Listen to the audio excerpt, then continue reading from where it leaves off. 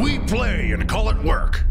Hey there, wargamers and fellow hobbyists. Luca here from MiniWarGaming to showcase off, well, a whole bunch of models we just got back from Morpheus Models and Miniatures by Alan Knock. Let's go take a closer look at the work that Alan has done for us.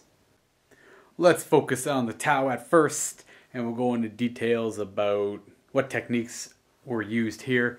As you can see, we've got Vespids. So there's 20 Vespids there, and 6 stealth suits, 2 squads, and their drones accompanying them. Taking a look at these Vespids, you can tell right away that a lot of airbrush work and a lot of hand painting was put into these models. Jumping over the stealth suits, first thing I usually notice on all models are the bases. Right away you can tell that all these Tau models come with nice, clean, crisp bases. They don't take away from the model, and they just complement it. Very well done. And another thing I like to notice is I love the airbrush work on guns, like plasma guns, fusion guns, any kind of high-powered weapon. I love to see that energy being represented by the vibrant colors from the airbrush.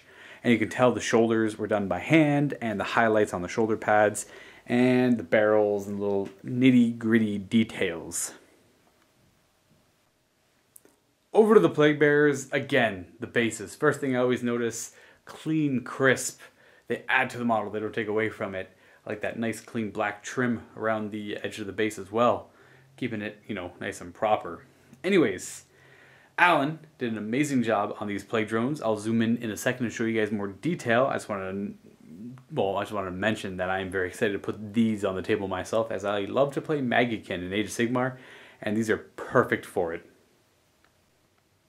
Let's take a look at the Plague Champ, or the champion of this unit.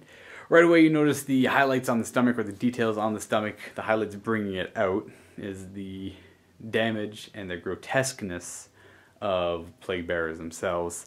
And looking at the bug, you can notice right away it's not a plain black as a chitin. It has its nice highlights to really bring out that black. So one of my favorite things is just the highlight on black effect. It's just so simple, but it works so well. Not to mention all the highlights on the growths around the bug and the Plague Bearer itself. Really brings the model to life. Over to the Fire Slayers. First thing I notice are those snowy bases.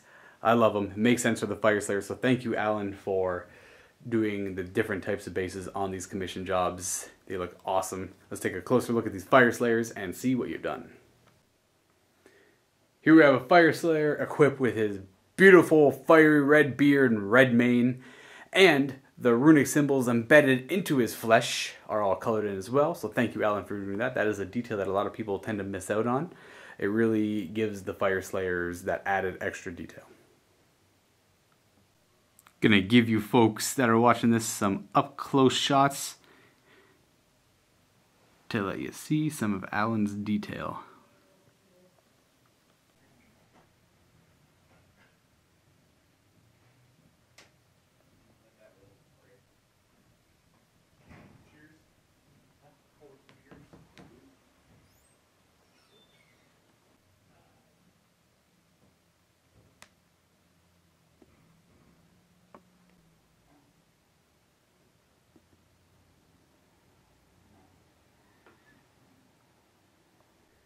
If you guys are liking what you see, all you have to do is head over to Morpheus Models and Miniatures.